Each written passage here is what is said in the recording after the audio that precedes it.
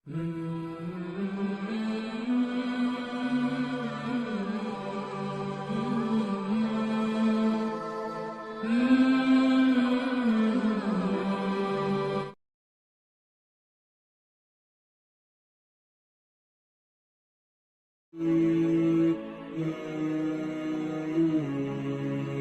اللہ الرحمن الرحیم۔ سورہ بقرہ ترتیب کے لحاظ سے قرآن مجید کی دوسری سورت ہے اور یہ قرآن مجید کی سب سے بڑی سورت بھی ہے۔ اس سورت کا نام بقرہ اس لیے ہے کہ اس میں ایک جگہ گائے کا ذکر آیا ہے۔ قرآن کی ہر سورت میں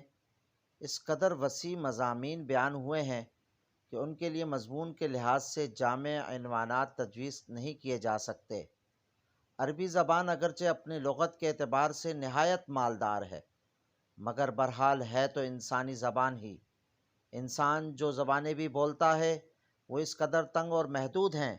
کہ ویسے الفاظ یا فقرے فراہم نہیں کر سکتی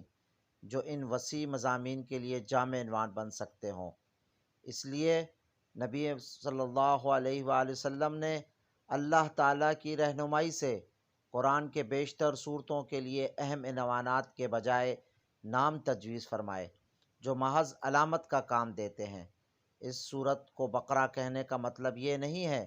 کہ اس میں گائے کے مسئلے پر بحث کی گئی ہے، بلکہ اس کا مطلب صرف یہ ہے کہ وہ صورت جس میں گائے کا ذکر آیا ہے۔ زمانہ نزول: سورہ بقرہ کا بیشتر حصہ ہجرت مدینہ کے بعد مدنی زندگی کے بالکل ابتدائی دور میں نازل ہوا ہے، اور کمتر حصہ ایسا ہے جو بعد میں نازل ہوا اور مناسبت مضمون کے لحاظ سے اس میں شامل کر دیا گیا۔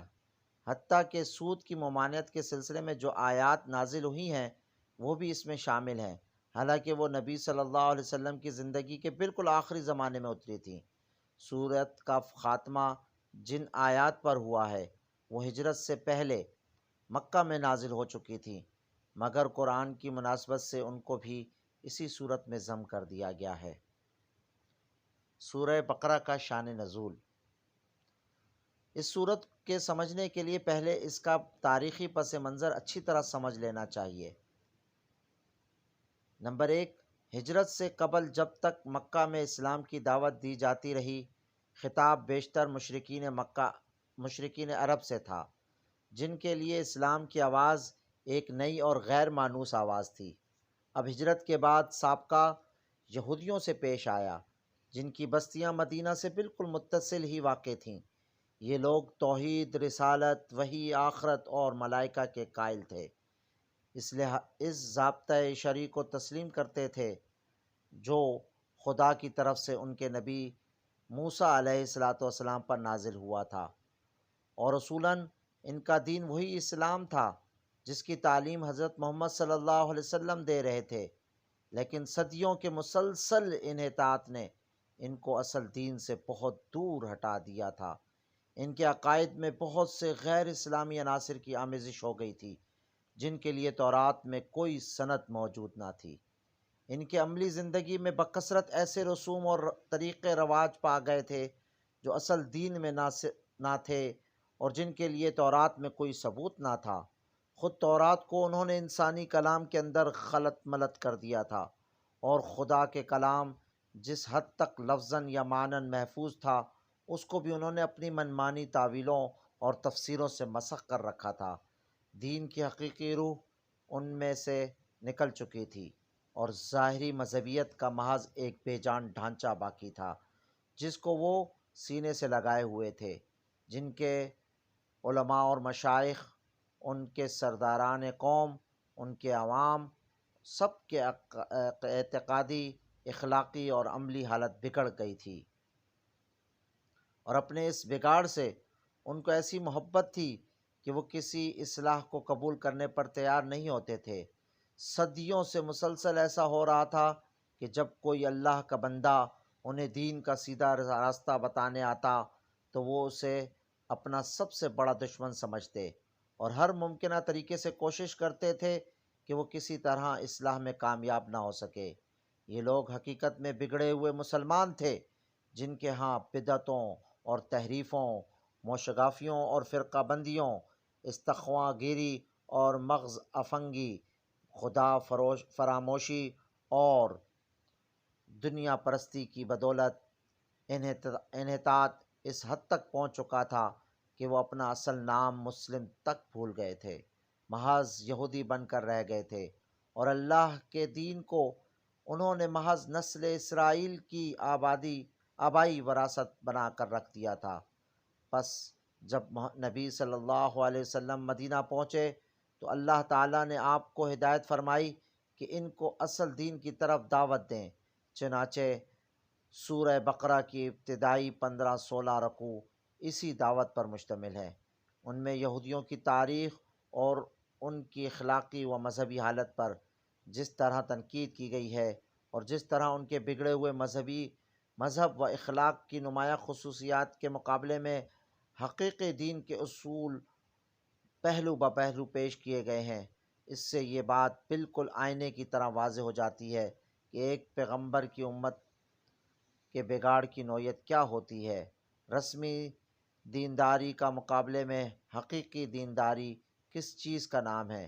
دین حق کے بنیادی اصول کیا ہیں، اور خدا کی نگاہ میں اصل اہمیت کن چیزوں کی ہے۔ دوسری بات جو اس صورت میں ہے وہ یہ کہ مدینہ پہنچ کر اسلامی دعوت ایک نئے مرحلے میں داخل ہو چکی تھی۔ مکہ میں تو معاملہ صرف اصول دین کی تبلیغ اور دین قبول کرنے والوں کی اخلاقی تربیت تک محدود تھا، مگر جب ہجرت کے بعد عرب کے مختلف قبائل کے وہ سب لوگ جو اسلام قبول کر چکے تھے ہر طرف سے سمٹ کر ایک جگہ جمع ہونے لگے تھے، اور انصار کی مدد سے ایک چھوٹی سی اسلامی ریاست کی بنیاد پڑ گئی، تو اللہ تعالیٰ نے تمدن، معاشرت، معیشت، قانون اور سیاست کے متعلق بھی اصولی ہدایات دینا شروع کی، اور یہ بتایا کہ اسلام کی اساس پر یہ نیا نظام زندگی کس طرح تعمیر کیا جائے۔ اس صورت کے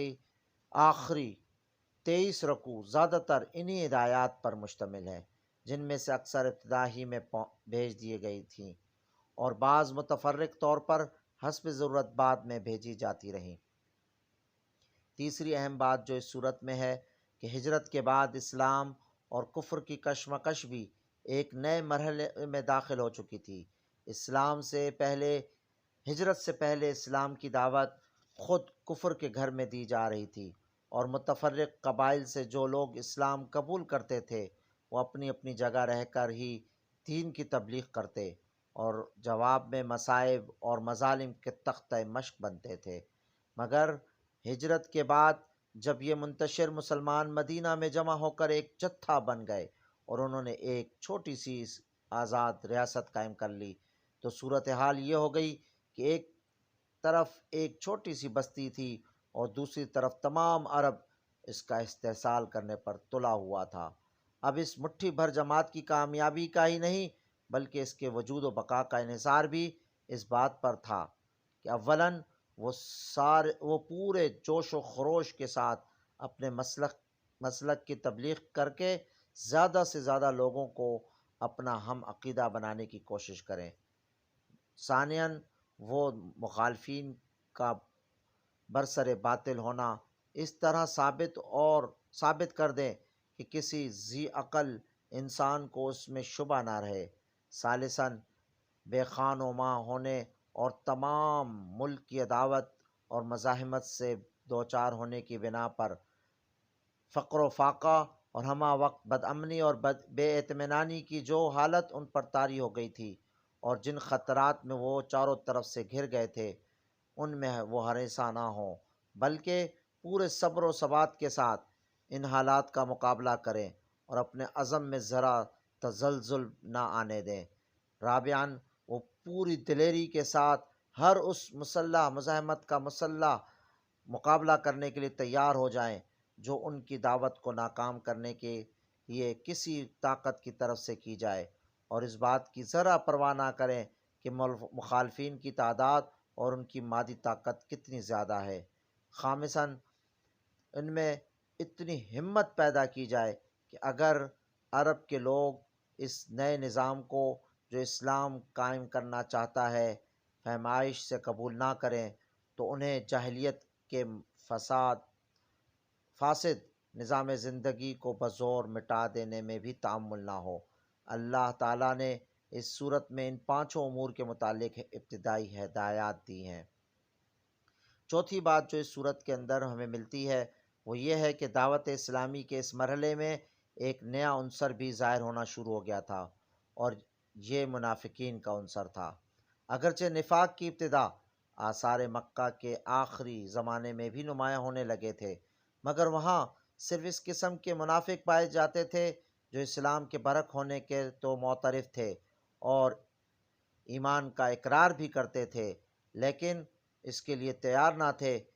کہ اس حق کی خاطر اپنے مفاد کی قربانی اور اپنے دنیوی تعلقات کا انقطاع اور ان مصائب و شدائد کو بھی برداشت کر لیں جو اس مسئلہ کے حق کو قبول کرنے کے ساتھ ہی نازل ہونے شروع ہو گئے تھے۔ مدینہ پہنچ کر اس قسم کے منافقین کے علاوہ چند اور قسموں کے منافق بھی اسلامی جماعت میں پائے جانے لگے۔ ایک قسم کے منافق وہ تھے جو قطعاً اسلام کے منکر تھے اور محض فتنہ برپا کرنے کے لیے جماعت مسلمین میں داخل ہو جاتے تھے۔ دوسری قسم کے منافق وہ تھے جو اسلامی جماعت کے دائرہ اقتدار میں گھر جانے کی وجہ سے اپنے مفاد اسی میں رکھتے تھے کہ ایک طرف مسلمانوں میں بھی اپنا شمار کرائیں اور دوسری طرف مخالفین اسلام سے بھی ربط رکھیں تاکہ دونوں طرف کے فوائد سے وہ مستفید ہو سکیں اور دونوں طرف کے خطرات سے محفوظ رہیں۔ تیسری قسم ان لوگوں کی تھی جو اسلام اور جاہلیت کے درمیان متردد تھے۔ انہیں اسلام کے برحق ہونے پر کامل یقین نہ تھا، مگر چونکہ ان کے قبیلے یا خاندان کے بیشتر لوگ مسلمان ہو گئے تھے اس لیے وہ بھی مسلمان ہو گئے تھے۔ چوتھی قسم منافقین میں یہ وہ لوگ تھے جو امر حق ہونے کی حیثیت سے تو اسلام کے قائل ہو گئے تھے، مگر جاہلیت کے طریقے اور اوہام اور رسمیں چھوڑنے اور اخلاقی پابندیاں قبول کرنے اور فرائض اور ذمہ داریوں کا بار اٹھانے سے ان کا نفس انکار کرتا تھا۔ سورہ بقرہ کے نزول کے وقت ان مختلف اقسام کے منافقین کے ظہور کی محض ابتدا تھی، اس لیے اللہ تعالیٰ نے ان کی طرف صرف اجمالی اشارات فرمائے تھے۔ بعد میں جتنا ان کی صفات اور حرکات نمایاں ہوتی گئیں، اسی قدر تفصیل کے ساتھ بعد کی صورتوں میں ہر قسم کے منافقین کے متعلق ان کی نوعیت کے لحاظ سے الگ الگ ہدایات بھیجی گئیں۔